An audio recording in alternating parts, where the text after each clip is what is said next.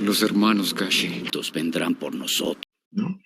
Y que el capítulo 1 decía fundamentos estadísticos. Vimos un poco de la introducción, la división de la estadística descriptiva, estadística inductiva, qué eran los parámetros, qué eran los estadísticos, en qué consistía el método estadístico, etc., ¿no?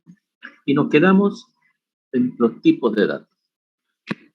Esto es bastante importante porque lo que vimos anteriormente es un poco más de historia y un poco una introducción al control de calidad.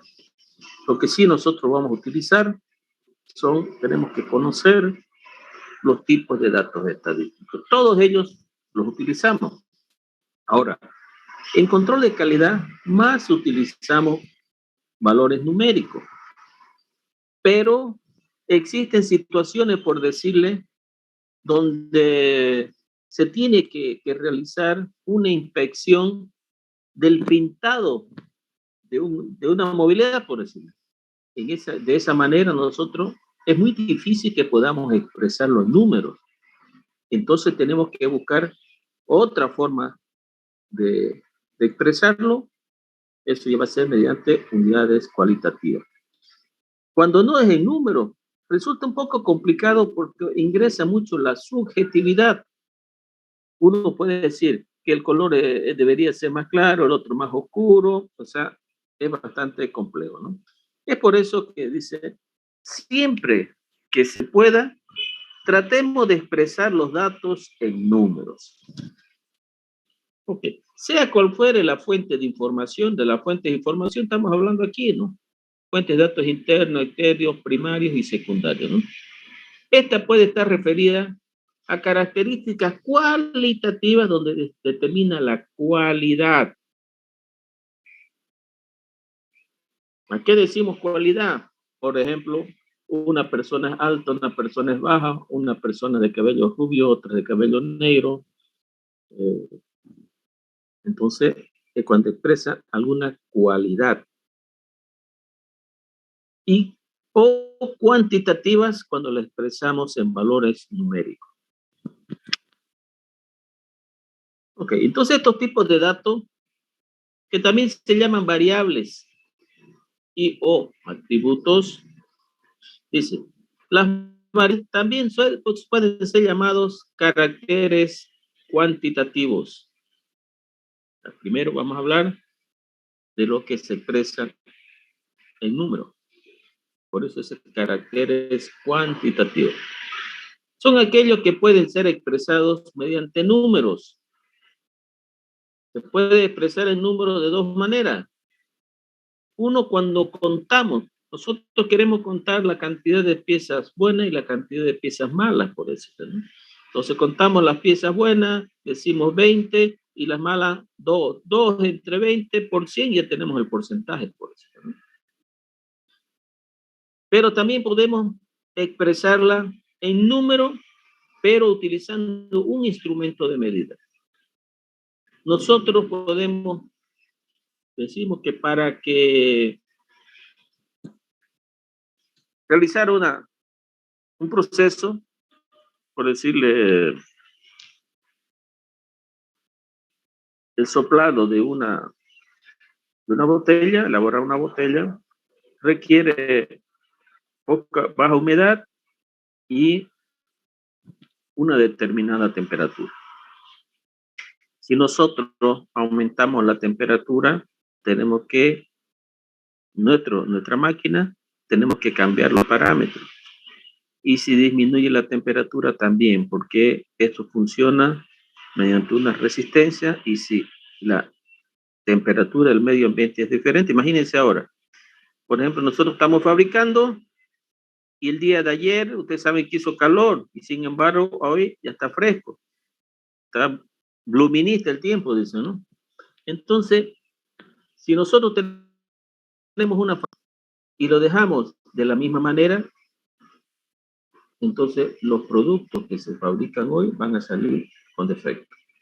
A no ser que el ambiente donde está la máquina sea cerrado, tenga aire acondicionado y tenga su control de humedad.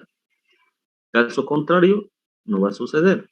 Nosotros sabemos que a nivel industrial sería pocas industrias, Coca-Cola sí lo tiene, por decirle, donde soplan los envases, tienes un ambiente cerrado con control de temperatura y humedad. Pero las otras fábricas, yo conozco un par de ellas, las de aceite, por decirle, ellos no tienen ese sistema. Entonces, porque eso significa un costo también. Ok, entonces, nosotros podemos decir está fresco o está caluroso, pero para alguna persona, yo pues soy un poco friolento, por decirlo. Ahorita yo estoy, por decirle, con una pequeña chamarrita. Pero hay otros que de repente ni, para ellos están con su camiseta, por decirlo. Entonces eso tiene mucho que ver con la persona. Entonces, para evitar eso, es mejor utilizar un instrumento, en este caso un termómetro, donde nos diga cuál es la temperatura. Entonces, estos caracteres cuantitativos, repito, se expresan de dos formas. Uno mediante números que nosotros contamos, o sea, contamos, y el otro a través de medidas. Y estas medidas se dan a través de instrumentos de medición. Son caracteres susceptibles de medición, tales como, por ejemplo, la estatura. Mira ese tipo alto de que, ¿no? ¿No será que es alto? Ah, no, mi hijo es más alto. No, ¿qué va a hacer? A ver, para evitar esas cosas hay que medirlo. El peso, utilicemos una balanza. El salario, la edad. Entonces, todas esas cosas, la edad es algo cronológico, ¿no? Que se cuentan los años, los meses, las semanas, los días. Entonces, en ese caso, es un carácter cuantitativo, ¿no? Las variables se expresan como X, Y. Podemos expresarlas de otra manera, con A, B, si también nosotros queremos. Pero en estadística recomendamos y estamos acostumbrados a utilizar las letras X o Y. Cuando hablamos de y X y Y, en general, minúscula, ¿ya? Que pueden tomar un valor cualquiera de un conjunto determinado de ellos. Entonces, si la muestra o la población tiene 10 millones, entonces ese X va desde 1 a 10 millones, por decirlo. Entonces, eso es lo que se llama dominio. Todas las observaciones.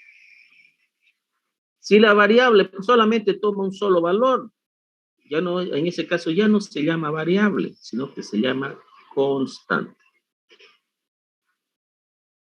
Entonces, ¿qué? La constante es una variable que no cambia, ¿no?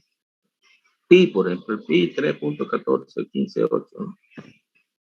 Pero nosotros no vamos a hablar de las constantes, vamos a hablar de las variables. Todos los elementos de la población, una característica que tienen que tomar todos estos datos es que todos tienen, tenemos que definir la característica. Ya nosotros habíamos hablado algo, pero ¿qué significa esto, por ejemplo? Cuando nosotros vamos a elaborar un control de calidad en una fábrica, nosotros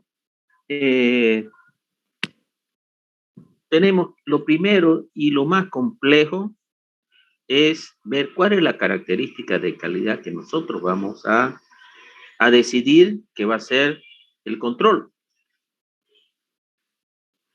En algunos casos, por decirle, si nosotros decidimos, como yo le dije, no sé si creo que les dije, si nosotros fabricamos una tuerca, entonces, para ver si una tuerca está bien, puede ser el peso, puede ser el color, puede ser el espesor, o puede ser el diámetro, puede ser si es rosca gruesa o rosca fina. Entonces, ¿cuál de ellas es la que nosotros vamos a hacer? Si decidimos que sea, por decirle, el tipo de rosca, entonces ahí es un poco más complejo, ¿no? Ahí para medir si es el, el ancho de la roca, no es que sea difícil, sino que me toma más tiempo. Si, si es el color, entonces ¿de qué sirve si que el color sea igual y la roca sea ancha o estrecha, por decirlo, ¿no?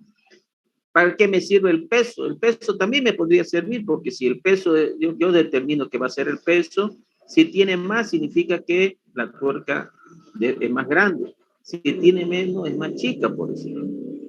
Pero sería más fácil por eso. Entonces, dice que para determinar las características que vamos a considerar, lo mejor es, dice, tomar en cuenta ciertas variables. Por ejemplo, que sea fácil de realizar el control. Si nosotros decimos, por ejemplo, queremos ver a lo que nos interesa a nosotros es la rosca. Entonces, para no estar midiendo el espesor de la rosca, entonces, ¿qué agarro? Yo agarro un perno donde va a ir esa rosca y yo enrosco. Si enroscó bien, significa que está aprobado. Entonces, tenemos que buscar, ¿no? Pero digo, normalmente se siguen ciertas variables, ¿no? Que sea sencillo, ¿no? O sea, meter una rosca en un perno es sencillo, ¿no? Que sea entendible, por supuesto que cualquier obrero va a entender que si la tuerca no entró, es porque el diámetro es muy pequeño. Si la rosca fue muy grande, no apretó el perno, entonces se sabe que el diámetro es muy grande. Si no quiere, no quiere entrar muy bien la rosca, a pesar que ingresa el perno, pero no quiere la rosca, no quiere ajustar, entonces nosotros decimos que esa rosca no es del tipo del perno. Entonces, primero, ¿no? Es fácil de entender. Otra variable dice que tiene que ser económica. Entonces, ensayar una tuerca en el perno es fácil, ¿no? ¿Es económica? Por supuesto que es económica. ¿Demora? Claro que no demora. Entonces, siempre hay que tratar de tomar en cuenta estas variables. Ya le digo, ¿no? Tiene que ser fácil, rápida, entendible, económica y rápida, ¿no? En el caso, de repente, alguna de ellas no se puede hacer rápido. Por decirle, si nosotros queremos controlar los formes en una estación de tratamiento de agua, para determinar coliformes en el agua, se necesita hacer un cultivo y ese cultivo varía el tiempo entre 24 y 48 horas. Entonces ahí no puede ser rápido, por ejemplo. Hay otra cosa que hay que tomar en cuenta. Por decirle, usted no sé si han pasado por ahí, por el laboratorio de civil, donde hay unos pequeños piezas de concreto un poco redonda. Entonces, eso es lo que llevan las muestras cuando preparan, ¿cómo se llama?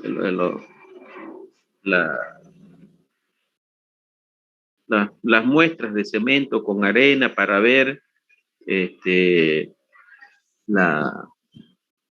esfuerzo. Entonces, eso se pone en una máquina y esa máquina los golpea. Si esa pieza de cemento no se destruye, significa que está bien. Y si se destruye, significa que no está de acuerdo a la resistencia determinada. Pero en todos esos casos, la pieza se destruye. Entonces, cuando vamos nosotros a hacer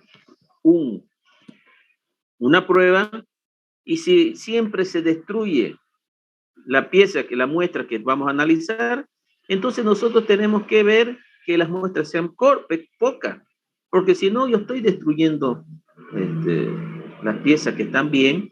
Entonces no olvidemos que cuando nosotros destruimos las piezas que están bien, aumentan los costos.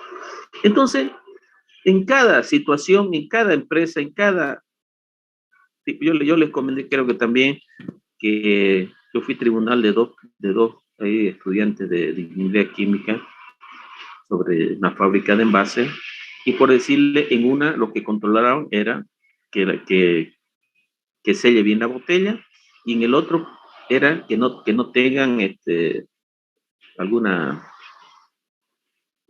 ¿cómo se llama?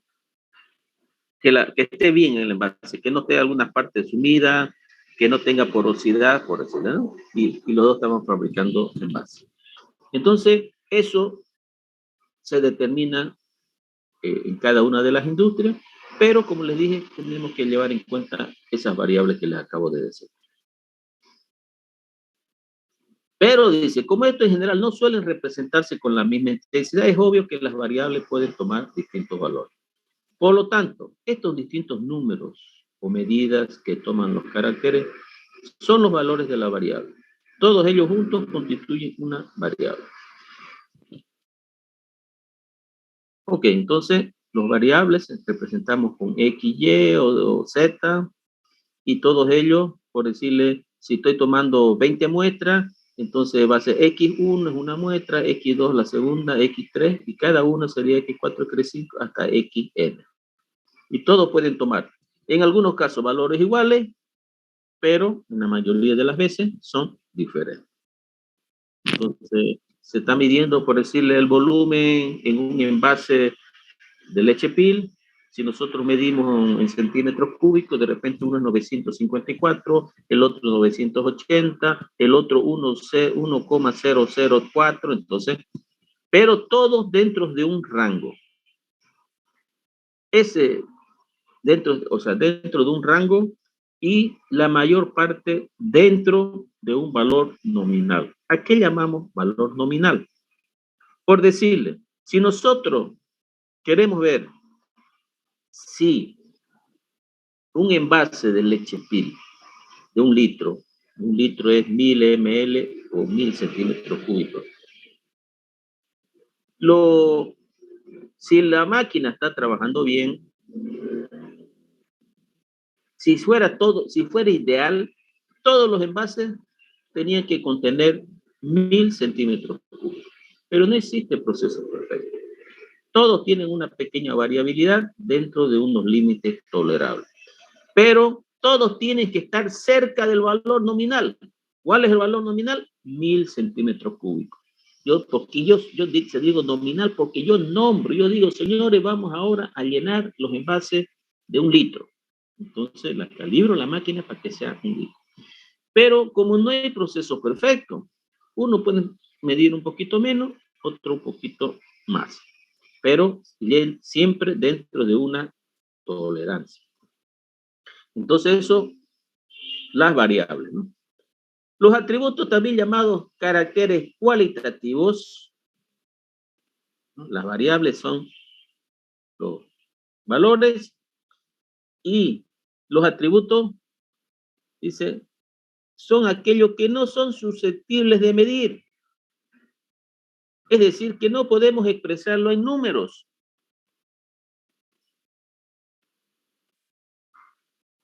Y describen una cualidad. Por decirle, nosotros vemos, llega un domingo, tocan el timbre y va un señor con su Biblia,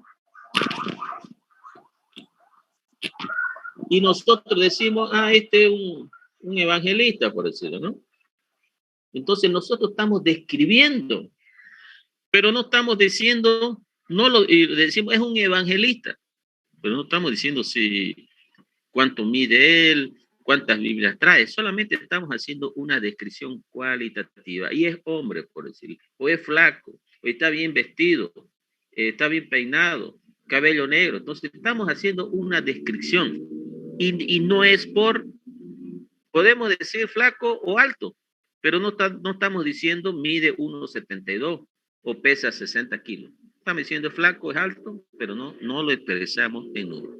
Entonces, los atributos no se expresan en números. Reciben el nombre de variables cualitativas, atributos o cualitativos. Aquellas características que pueden presentarse en individuos que constituyen un conjunto.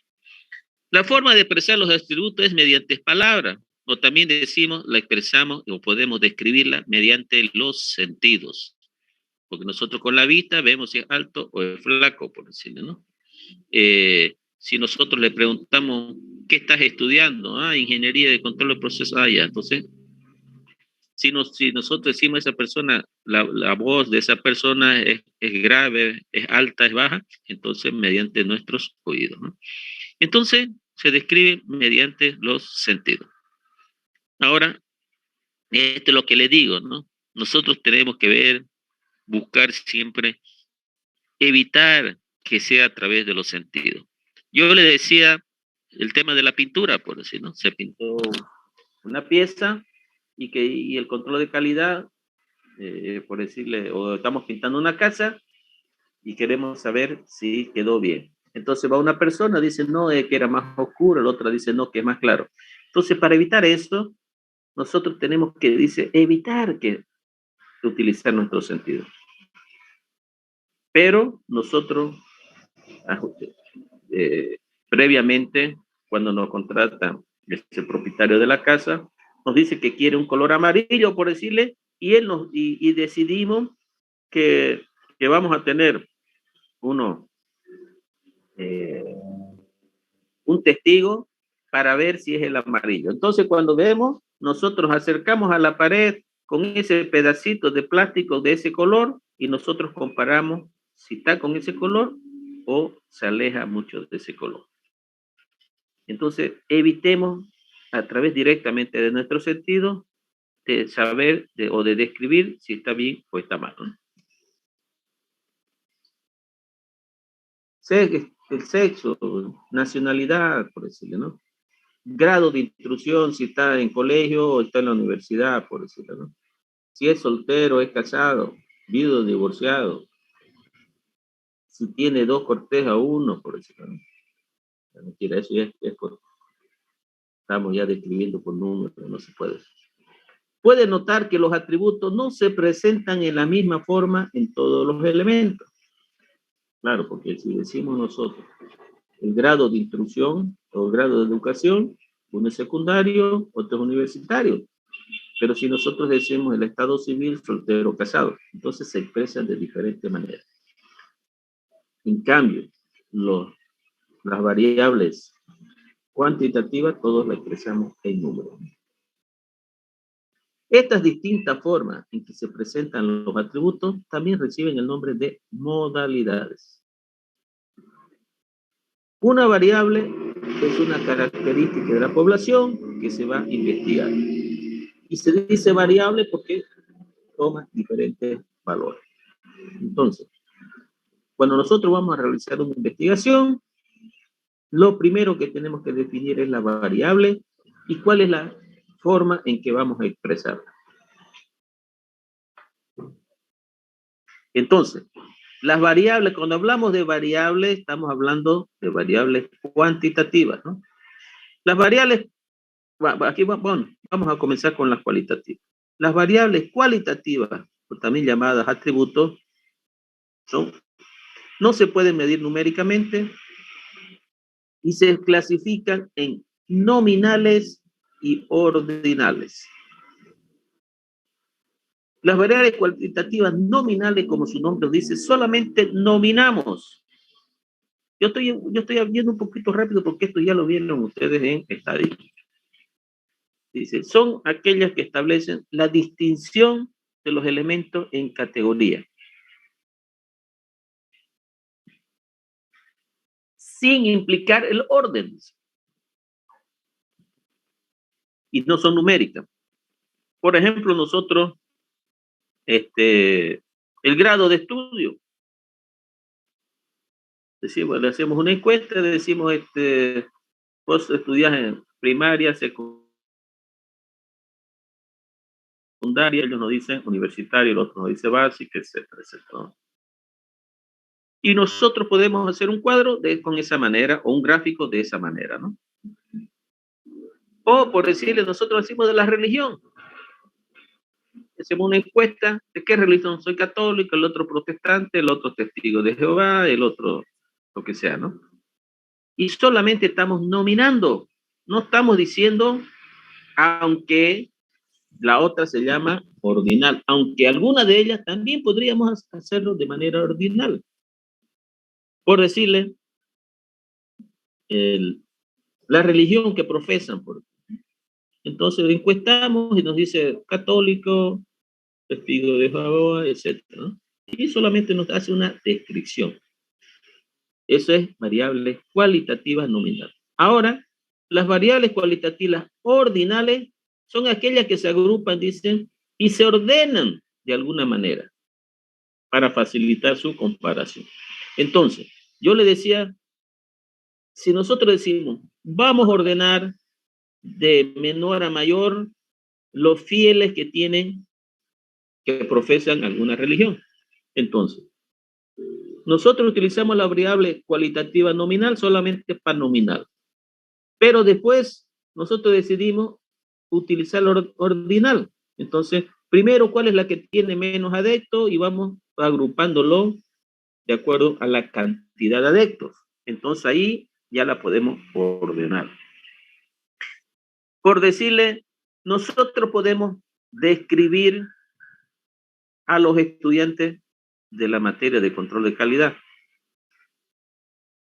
Pero en la lista utilizan u ordinal. ¿Cómo están en las listas los estudiantes?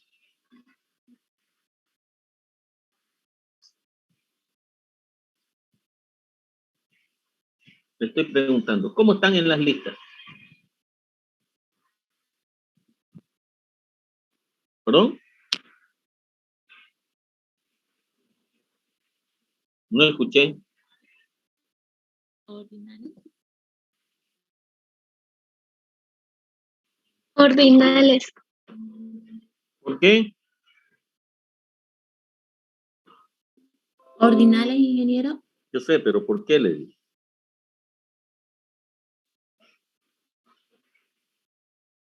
Porque estamos ordenados por apellidos. Correctamente, porque estamos ordenados por apellido. Entonces, si yo, por ejemplo, deseo saber alguna característica de ustedes, y ahí están de manera cualitativa ordenada. Ok, gracias. Ok, entonces, nosotros, como le digo, es un poco complicado cuando utilizamos las variables cualitativas, porque genera un poco de confusión, ¿no? Solo un minutito, por favor.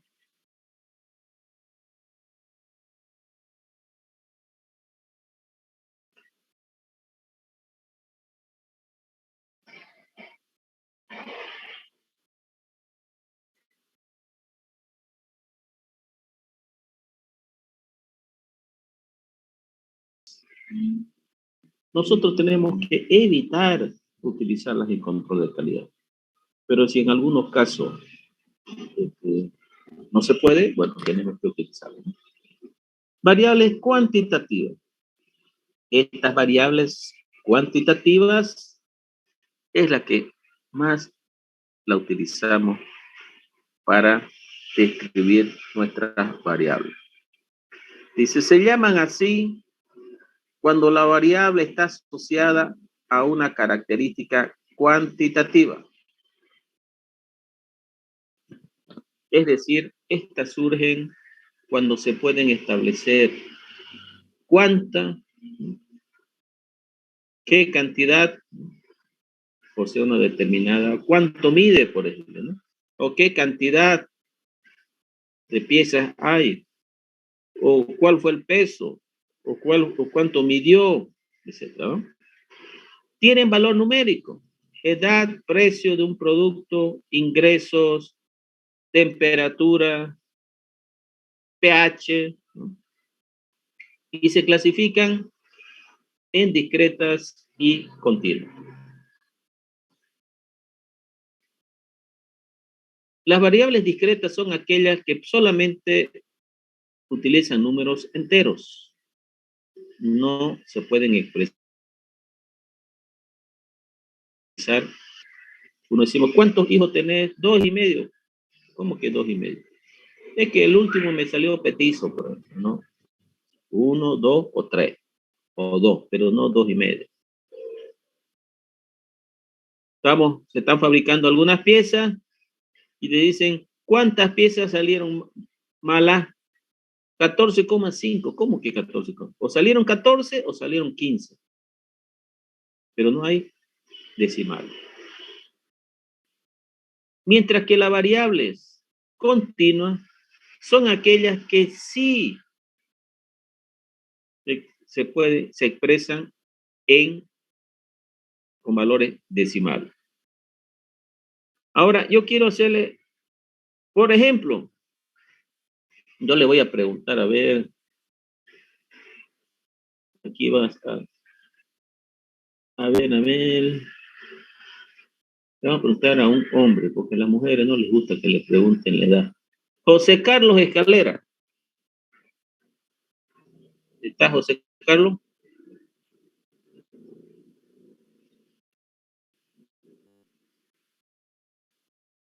José Carlos Escalera, ¿está presente?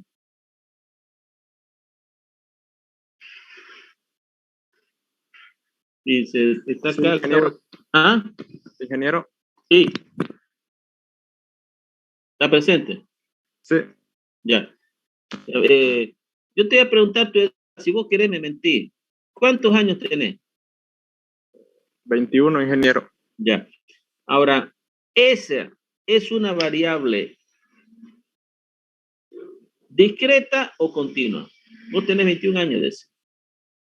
Discreta, ingeniero. ¿Por qué? Porque es un número entero, ¿no? A ver, ¿cuándo naciste vos? ¿Qué fecha naciste? Día y mes. 13 de mayo. 13 de mayo, creo. ¿Verdad? ¿No me estás mintiendo? ¿No querés quedar bien conmigo? Porque yo también soy del 13 de mayo. 13 de mayo del 2000, ingeniero. Los de 13 de mayo, sabés que son de la Virgen de Fátima, ¿no? Por eso somos buena gente. Ok, entonces el 13 de mayo vos cumpliste 21 años. ¿Correcto? ¿Correcto? Pregunto.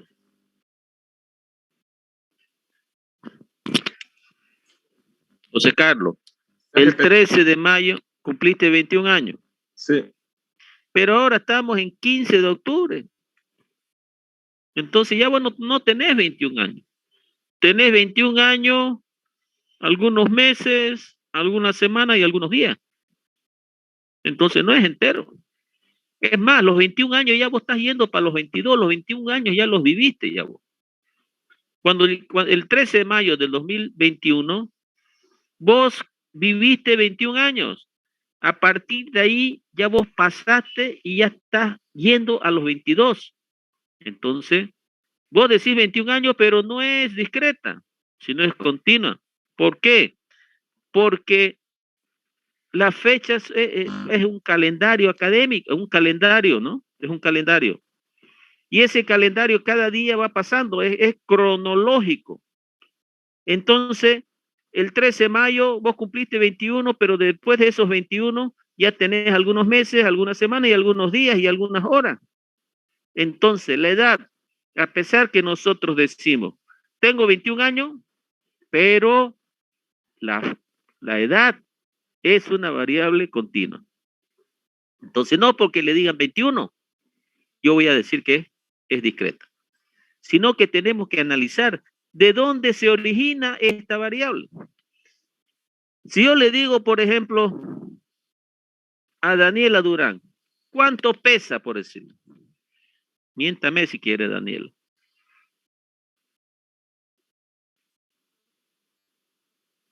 Disculpe, ingeniero, ¿qué dijo? ¿Cuánto pesa? Yo peso 72. 72. Sí. ¿Y eso es una variable discreta o continua? diría que es continuo, porque no es 72 nomás, sino Exactamente, que hay solamente que su balanza solamente no tiene decimales, por eso, pero va a Sí, ser 72 y alguna cosa. Ok, entonces, no por el dato que nos dan es que nosotros tenemos que ver, sino que es de dónde se origina. ¿Ok? Perfecto. Eso es lo que nosotros tenemos que tener bien claro. No por el valor que nos den, muchas veces que para simplificar los cálculos, por decirle el tiempo empleado, o el pH, por decirlo, ¿no? Entonces decimos 7, que 5, que 4, que 3, pero el pH tiene decimales también. Entonces eso también sería una variable continua. Entonces eso siempre tenemos que tomar en cuenta para definir. Ok.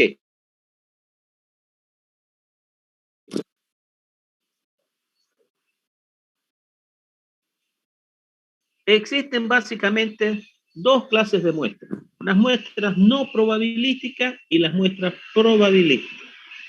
Nosotros vamos a utilizar las muestras probabilísticas. ¿Qué? Pero solamente para conocer qué significa muestras no probabilísticas. Que no utilizamos las probabilidades, sino que nosotros afirmamos algo de acuerdo a nuestra experiencia o a nuestro juicio. Por decirle, eso lo hacen los expertos. Imagínense un médico que él dice, le duele la barriga y él dice, a ver, denle esto porque él está con una infección. Pero ¿cómo vas a ver si es una infección solamente porque se le ocurrió? No, entonces tiene que hacer algunos análisis, ecografía, le van a decir hacer unos análisis y después de eso ella emite una opinión. Pero no es así que le dice, ay, ¿sabes qué? Me duele la cabeza, a ver, pónganle una inyección que debe tener una infección. No. Entonces, los médicos, en base a su experiencia, ellos, para dar un diagnóstico, se deben basar en alguna cosa, ¿no? Yo le cuento solamente una experiencia de un amigo, de un colega, que él trabajaba en ENFE, él era jefe de operaciones de ferrocarriles, y una vez dice que se pregó una locomotora, por acá, por Motacusita, no sé qué me dice, y no podían hacerla funcionar. Entonces la remolcaron a otra estación, no sé qué estación, y dijeron, bueno, vamos a traer un técnico de la máquina. Las locomotoras son marca General Electric, dijeron de Brasil. Y lo trajeron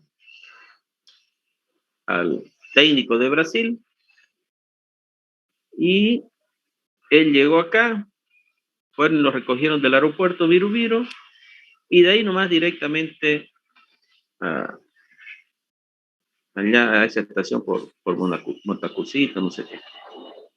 Entonces llegó, lo llevaron a ver la máquina, la locomotora, le abrieron ¿lo has visto? Las locomotoras son un motor inmenso, tienen, la abrieron el motor, comenzó a mirar y mirar y mirar, y después decía, por ejemplo, a ver, denle, como decía, del arranque, ¿no? Ya paren, decía, ¿no? Entonces se fue acercando más a una parte, denle de nuevo, y dice que sacó de su bolsillo un pequeño desatornillador y un pernito movió, a ver, denle otra vez, ya, agarró otra vez otro pernito que había al lado y denle otra vez, medio quiso funcionar. Entonces dice, apretó un tercer pernito y le dice, denle y ya funcionó. Y le dice, bueno, apague, háganla funcionar de nuevo y ya. Y bueno, ya está, le dice, ¿no? Entonces se van a Santa Cruz. Entonces la máquina se vino a Santa Cruz, la locomotora, y ellos se vinieron a movilidad. De ahí ya era de noche y se fue al Hotel Los Tajivos, ahí estaba hospedado, y al otro día a las 8 de la mañana, pues lo recogieron y lo llevaron a las oficinas y bueno, le dijeron, parece que era muy sencillo, le dice, ¿no? Lo que solucionaba, no estaban contando los técnicos, le dice eh, el jefe de, no el jefe, uno de los que trabajaba ahí de la jefe, dice. Entonces le dice mi amigo, quisiéramos que nos deje, que nos haga un pequeño recibo para, o sea, para cancelarle, dice, ¿no? Y dice, la verdad que les miento si les digo el monto, pero creo que dijo 8,000 o 10,000, por decirlo. Eso es lo que no recuerdo exactamente. Y dice $10,000. Entonces el tipo, mi amigo, le dice, oye, $10,000, si ustedes ya han dicho que solamente apretó unos pernos y hace media hora ya estuvo resuelto. Entonces, si yo digo esto, pues no van a querer cancelar, le dice, ¿no?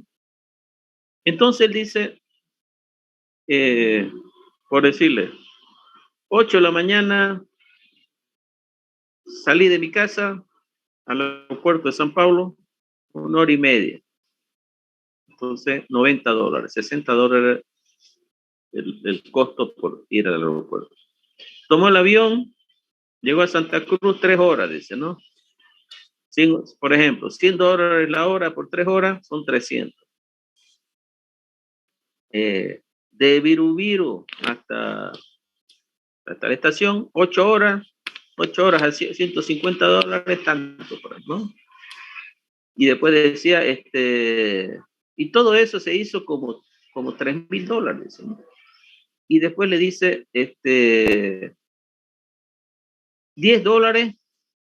apretar 3 pernos, $30, $10 cada perno.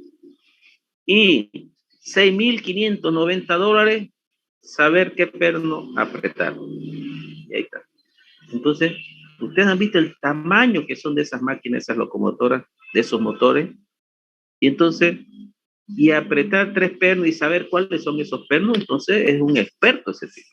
Entonces, él no ha ido ahí a decir, bueno, a ver, vamos a ver, como uno cuando uno tiene problemas con la movilidad, fíjense si tiene gasolina, tiene, fíjense si la batería, sí, fíjense, son los platinos, ¿no? Nosotros que no somos expertos comenzamos de esa manera.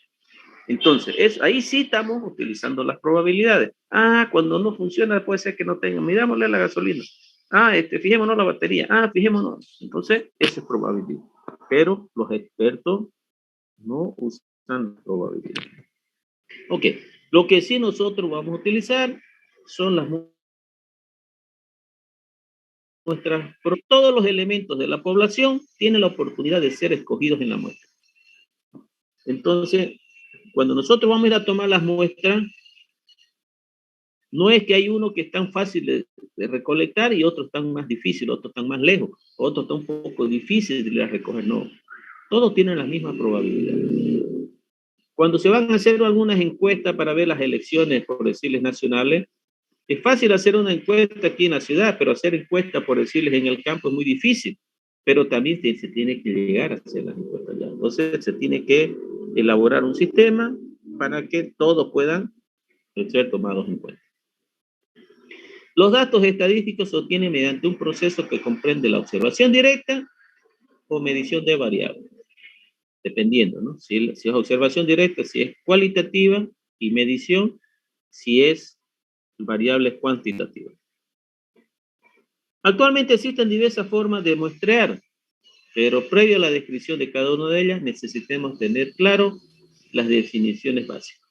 Entonces, primero vamos a ver algunas definiciones y después vamos a ver cómo se define el número de muestras que yo voy a tomar y después vamos a ver cómo es que vamos a tomar estas muestras. Primero dice grado o nivel de confianza. Este nivel de confianza significa qué confiabilidad tienen las muestras que nosotros estamos sacando. Y dependiendo de este grado de confiabilidad, es que o puede estar mal. Si ustedes van a ver, cuando ustedes analizan, cuando ven en la televisión, dice, va a haber una encuesta, y siempre ellos dicen, ¿no? Nivel de confianza, 95%, o nivel de confianza, 90%. Entonces, si nosotros tomamos mayor cantidad de muestras, el nivel de confianza es mayor. Si tomamos menos cantidad de muestras, el margen de error es mayor o el nivel de confianza disminuye. Entonces, nosotros tenemos que definir eso. Y todo depende de qué tipo de qué es lo que yo estoy estudiando. En general, se define como con un 95% el nivel de confianza.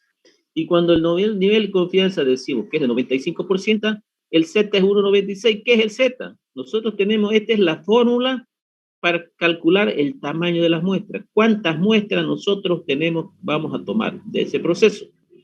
Entonces aquí hay un Z, y ese Z es una constante. Y todo ese depende de con qué nivel de confianza se trabaja. Ahora, si nosotros queremos saber la eficacia de un remedio, entonces el nivel de confianza ya no tiene que ser 95%, sino que tiene que ser mayor. ¿Por qué? Porque aquí estamos viendo que si el remedio es para salvar vidas, entonces ese te tiene que estar 99,99, por decirlo, ¿no? Entonces, en ese caso, ese Z va a tener otro valor. Entonces, para el caso de control de calidad, normalmente se utiliza un grado de confianza de 95%. Entonces, nivel de confianza. El error de muestreo. El error de muestreo también viene definido por la persona que va a realizar. Si nosotros, por decirle, estamos viendo el llenado de las bolsas de leche, entonces por ahí, por decirle, el error de muestreo puede ser un poco mayor, por decirle, ¿no? Porque la leche no es muy cara. Entonces, en la bolsa, ok, ha entrado un poquito menos, mucho más no va a entrar, porque si no ya no entran en la bolsa. Y si entra muy poco, ya uno va a sentir que la bolsa no ha sido bien llenada. Entonces, ahí ese error de muestreo, normalmente entre 2 y 5%. Ahora,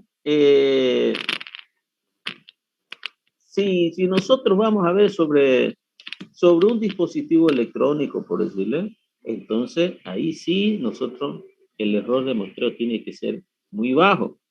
Porque si ese dispositivo electrónico es para que funcione mi computadora, y si ese dispositivo electrónico salió mal, mi computadora no funciona, entonces nosotros tenemos que el margen de error para hacer para tomar una muestra de control de calidad tiene que ser muy exhaustivo, ¿no? Entonces, normalmente ese muestreo va entre 2 y 5%. Entonces, esta es la fórmula. Yo le dije en la clase pasada que cuando yo estaba estudiando, en los años 90, habían unas tablas para calcular este N. Entonces, ahora con el desarrollo de las matemáticas, ya nosotros tenemos una fórmula que es muy sencilla. N mayúscula, tamaño de la población. O si yo quiero ver cuántas piezas se han fabricado en el día, entonces quiero saber cuántas piezas por día, entonces ese N es las piezas que se fabrican por día. Sigma es la desviación estándar de la población. Normalmente se utiliza 0,5%. ¿Qué significa? Que 50% es la probabilidad de que una pieza sea buena y el otro 50% es de que sea mala. Cuando ustedes lanzan una moneda al aire y lanzan, por decirle, una gran cantidad de veces, ustedes van a ver que el 50% sale cara y el otro 50% sale serio. Siempre y cuando la pieza esté bien, que no esté doblada, que no esté con alguna, lo hayan golpeado, etcétera, ¿no? Porque es bien esférica, entonces por eso es que se pone 50%. Habíamos dicho que era 95%, entonces eso equivale a 1,96. Fíjense, yo decía, si es de medicina, fíjense, utilizamos un nivel de confianza del 95%, entonces ese Z es 2,58. Pero en control de calidad normalmente utilizamos 95%. Dice, límite aceptable del error muestral. Yo le dije que es entre 1 y 5%. Entonces, normalmente se utiliza 3%, por decirlo. Entonces, dice, calcular el tamaño de la muestra de una población de 400 trabajadores con un nivel de confianza del 95%. Entonces, hay 400 trabajadores. Yo quiero saber de esos 400, que es la población, ¿cuánto sería lo ideal para que yo encueste? Entonces, N400 para un nivel de confianza del 95%, sigma 0,5 es 0,5. Entonces, yo sustituyo todo eso y me dice 196. Entonces, dice que para yo hacer un análisis y la muestra tiene que ser de 96, de esa manera, encuestando 196, va a tener la muestra, va a tener un nivel de confianza del 95% y 5% de error. Entonces, esa forma, como ven, es bastante sencilla. Ustedes pueden utilizarla para siempre que quieran determinar el tamaño de la muestra. Ok, entonces decimos 196. Ahora tenemos que ver cómo es que vamos a tomar esta muestra. Existen diferentes métodos para obtener muestras probabilísticas. Dice, ya sabemos que las muestras probabilísticas son aquellas en que todos los elementos de la población tienen la misma probabilidad de ser conocida o de ser tomadas en cuenta. A continuación veremos algunos de los procedimientos más usuales para la selección de muestras probabilísticas. Existen al menos 4 métodos: el muestreo aleatorio, el muestreo sistemático, el muestreo estratificado y el muestreo de o por conglomerado. El muestreo aleatorio puede estar simple y puede ser estratificado. Veamos en qué consiste eso. Muestreo aleatorio. El muestreo aleatorio, o también llamado al azar, es el clásico que nosotros utilizamos cuando queremos hacer una rifa. ¿No ves que nosotros agarramos un talonario y le decimos, te vendo una rifa? Y uno saca, le da su recibo a la persona que le compró, y si van a estar presentes todos, entonces todos los números de los talonarios tienen un número. Entonces después lo que queda, la otra parte, eso se coloca en una bolsa, y en una bolsa uno lo mezcla, y después dice, vamos a sacar, y dice el número, y dice, bueno, a ver el tercero, o sea que el primero, el segundo, el tercero, 974. ¿Quién tiene 974? Yo, entonces vos te ganaste, por ejemplo, ¿no? Okay. Ahora, en control de calidad, entonces es el clásico aleatorio o estratificado. Ahora, en control de calidad, ¿cómo sería?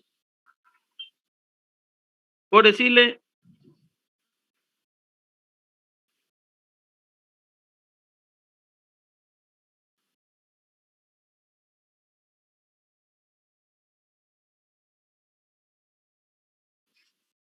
ok, entonces, por decirle, leamos primero y después explicar. Dice, previo a la definición de muestreo aleatorio simple, es necesario recalcar que la población de esta investigación es finita. Este muestreo aleatorio se utiliza cuando no son muchas las muestras. ¿Por qué? Porque este sistema tiene la característica de que todas las piezas que se van toda la población, se tiene que poner un número, o se tiene que poner, se tienen que identificar. Ahora, imaginemos que la fábrica de Coca-Cola, que fabrica 20,000 botellas por día, por llena,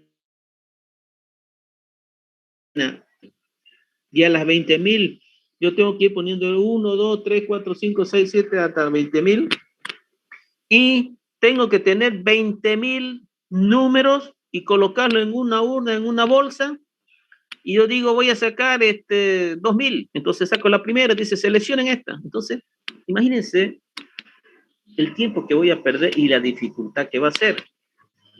Entonces, el muestreo aleatorio, tanto el simple como el estratificado, se utiliza cuando el número de muestras es relativamente pequeño. Cuando es grande, se complica. Entonces, repito, ¿no? Tiene la característica de que todas tienen que ser numeradas. Segundo, se utiliza cuando la muestra es relativamente pequeña, porque si no tiene esa dificultad. Una muestra aleatoria simple tomada de una población es seleccionada de tal manera que cada muestra posible del mismo tiene igual probabilidad de ser seleccionada. Entonces, cuando nosotros colocamos los números en una bolsa, los primeros que se colocaron quedaron en la parte de abajo y los últimos en la parte de arriba. Entonces nosotros queremos mezclarlo y es muy difícil. El que está en la rifa, él puede falsear la rifa. ¿Qué significa eso? Que si él metió primero los primeros tickets, que fueron los últimos que se vendieron, lo puso primero, y después mete la mano y saca de abajo, esos van a tener mayor probabilidad de que sean los ganadores. Entonces, cuando se utiliza este sistema de urna o en una bolsa, entonces eso ocasiona algunas dificultades, un error de muestreo, ¿ya? Entonces, ahora hay unos sistemas que, por decir, usted entra en el Excel y ahí dice número random y cada vez que le dan una tecla aparece un número diferente. Entonces, y eso pueden utilizarlo también para... Ahora, hay algunas aplicaciones también que sirve para eso. Uno le dice, son 10.000, la población es 10.000 y ya Excel ya le calcula la muestra y ya le va sacando los números para la muestra. Entonces, saca un valor 244, va, ¿cuál fue el que está numerado 244? Y ya viene la primera muestra. Saca la segunda y así sucesivamente hasta que llegue el 66, supongamos que es de este valor 196. El objetivo fundamental de este tipo de muestreo es tratar de eliminar la predisposición con la que los elementos podrían ser elegidos. El método más fácil que se utiliza para lograr extraer es numerar todos los elementos de la población, luego definimos el tamaño n, que ya lo hemos definido acá arriba, y empezamos a tomar al azar los n números. Se decide implementar un programa de inspección de los rodamientos que fabrica una máquina en la fábrica Rodamac. La máquina fabrica 1.200 rodamientos por semana. Se ha decidido tomar una muestra de 200 rodamientos. Utilizar el muestreo aleatorio simple. Pues. Población 1.200, muestra 200. Colocar un número en cada uno de los rodamientos. Entonces, en estos 1.200 se le tiene que colocar un número. Y después se va sacando en uno hasta llegar a los 200. Muestreo aleatorio simple. Luego viene el muestreo aleatorio estratificado. Pero si nosotros vemos acá, existe un método estratificado. Entonces, ¿qué significa? Cuando decimos muestreo aleatorio estratificado, es que utiliza el muestreo aleatorio y también utiliza el muestreo estratificado. Entonces, primero vamos a ver el estratificado y después volvemos a ver lo demás. Muestreo estratificado. Se utiliza cuando la población no es homogénea. ¿Ustedes saben qué significa estratos?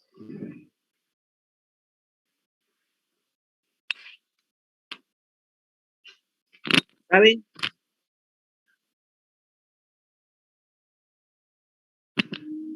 ¿Saben o no saben? Que va en orden una encima de otra. Pero fíjense, aquí dice, este procedimiento implica dividir a la población en clases o grupos homogéneos relativos a la característica llamados estratos. ¿Escuchó qué significa?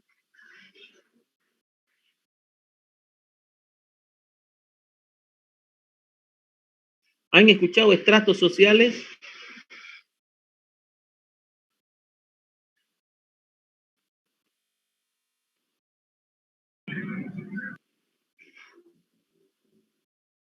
¿Nunca han escuchado qué son estratos sociales?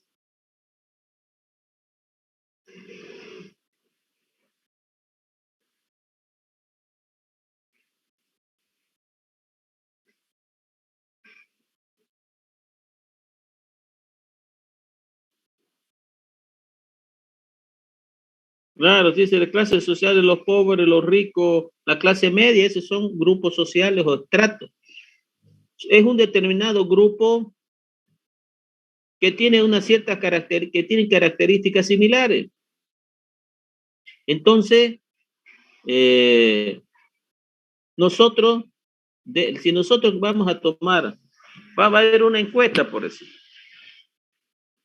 Y si nosotros decimos, a ver, ¿quién va a ganar? ¿Camacho o Evo? Entonces, si nosotros vamos y encuestamos al plan 3000, ahí el 90% va a decir que va a ganar Evo. Pero si encuestamos a los que viven en Equipetrol, el 90% va a decir que va a ganar Camacho. Entonces, si nosotros hacemos eso, el resultado de nuestra encuesta va a estar errado, porque nosotros hemos ido a ciertos estratos que tienen una característica determinada, y todo eso del plan 3000, no todo, por eso dije 90%, tienen la tendencia a votar por Evo, por ese, y mientras que en el otro lado, los 90% tienen la tendencia. Entonces, para evitar eso, nosotros tenemos que buscar alguna característica. Entonces, Santa Cruz, pongámosle, tiene 20 distritos. Sabemos la población de cada distrito. Decimos, el plan 3000 tiene el 18% de la población de la ciudad de Santa Cruz. Entonces, vamos a sacar el 18% de las muestras, va a ser de la población de Santa Cruz. Si nosotros decimos, en la zona de Equipetrol, es el distrito 4, tiene el 15%, entonces sacamos el 15% de la muestra. Eso para evitar el error. Ahora, ¿cómo sería? Por decirle, una máquina produce perno, una fábrica produce perno, pero hay diferentes máquinas. La máquina A produce 3.500, la máquina B 1.800, la máquina C 600 y la máquina D 400. Todos esos hacen 6.300. Si yo saco muestra y todos los pernos que fabrican estas máquinas, las pongo en algún lugar, entonces, si yo voy y saco muestras de ese lugar, la mayoría de repente me van a salir de la máquina A, y de la máquina C y D de repente no saco ninguna, porque son pocas comparadas con la anterior. Entonces, ¿qué yo hago? Digo, 6.300 es 100%, 3.500 es X, o sea, 55. 6.300 es 100, 1.800 es 28, y así que yo saco el porcentaje. Entonces yo digo, 6.300 es la producción, entonces 6.300. Yo vengo acá, ustedes vean que si funciona esta fórmula, y calculo el N, y el N me dice que es 362 piezas en total. Pero de esas 362, yo voy a sacar 201 de la máquina A, que corresponde al 55%. 103 de la máquina B, que corresponde a la 28. Entonces, cuando se van fabricando estas máquinas, yo tengo que ir poniéndolas en lugares separados. La de la máquina A en un lugar, la máquina de otro lugar, la otra C y la otra D. De esta manera yo utilizo el muestreo estratificado. ¿Quedó claro? Sí. Ok. Entonces volvemos acá, bueno, decíamos muestreo aleatorio simple y muestreo aleatorio simplificado, estratificado. Entonces, ¿en qué consiste esto? Primero estratificamos, ¿y cómo yo saco estas 201 piezas? Utilizando el método aleatorio simple.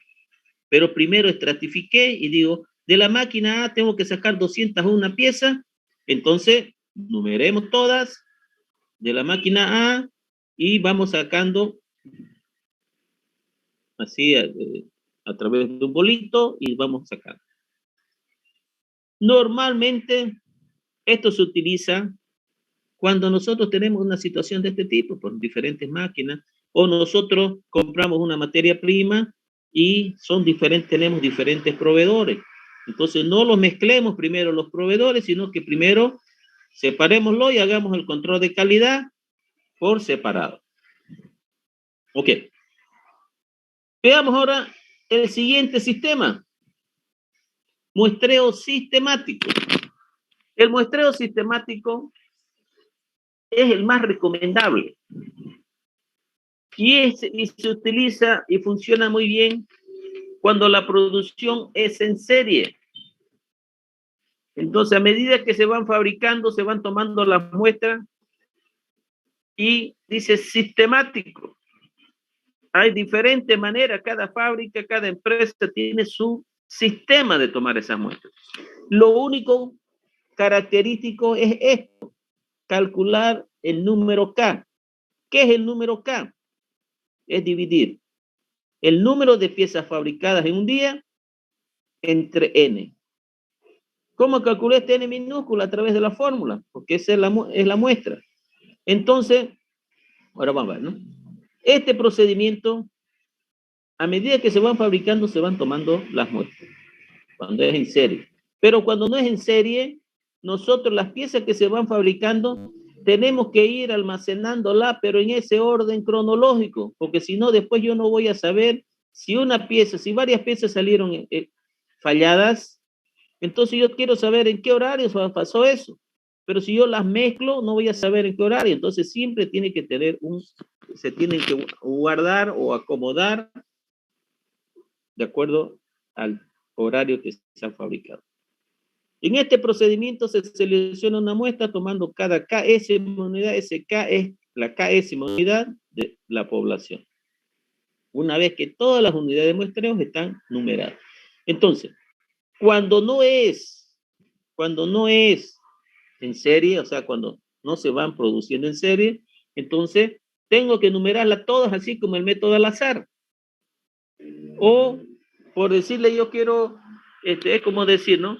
Bueno, vamos a hacer una encuesta, a ver, pónganse en una fila. ¿Cuánto hay en esta fila? Hay 200.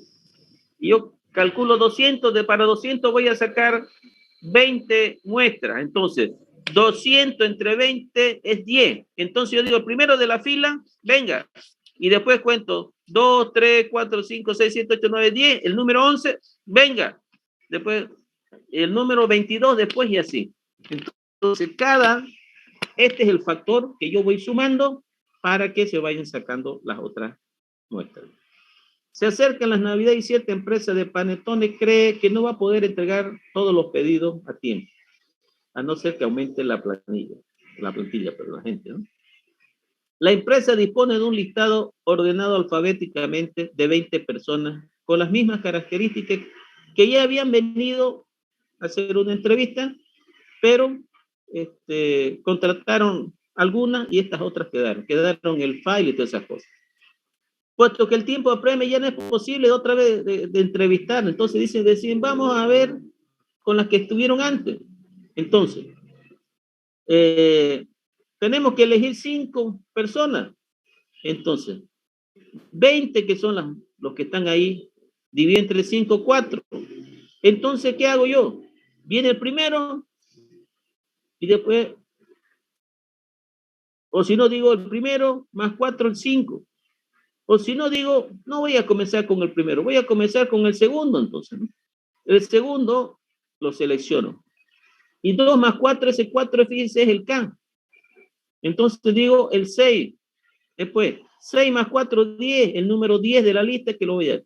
Y esa lista, yo previamente los ordeno de acuerdo al apellido. Y entonces así van saliendo y son a esto lo que yo voy a contratar. Cuando es producción en serie, entonces me dice, si este me da 20, entonces se producen 20, yo saco otros 20, una pieza a medida que se van fabricando. Entonces, el sistemático es el más utilizado actualmente. Y por último, hay otro sistema que se llama muestreo por conglomerado. El muestreo por conglomerado no se utiliza en control de calidad. El muestreo por conglomerado se utiliza en la estadística descriptiva, cuando hay unas elecciones nacionales, se quiere hacer una encuesta.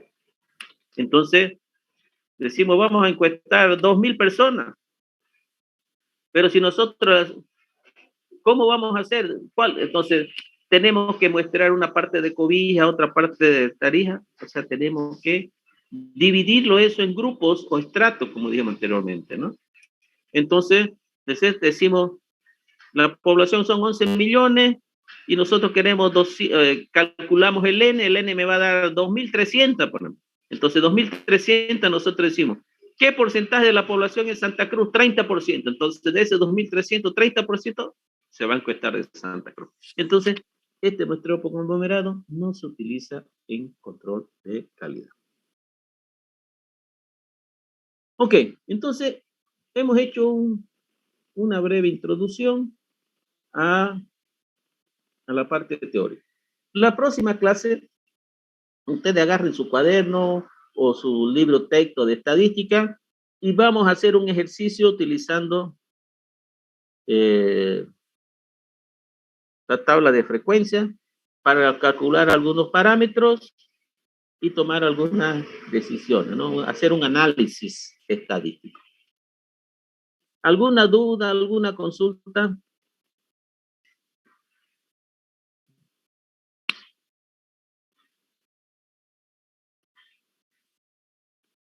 ¿Alguna duda, alguna consulta?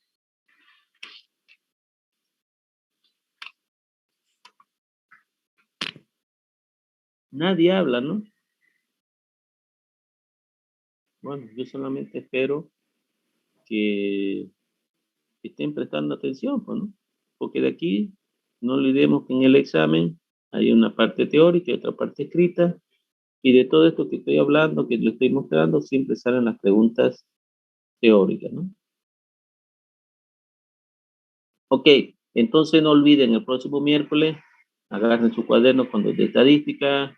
Yo sé que hay un libro texto de estadística y su calculadora, que vamos a ir haciéndolo, construyendo la tabla de frecuencia. Ustedes van a ir haciendo los cálculos y yo los voy a ir colocando acá y vamos a calcular algunos parámetros y vamos a hacer un análisis de control de calidad.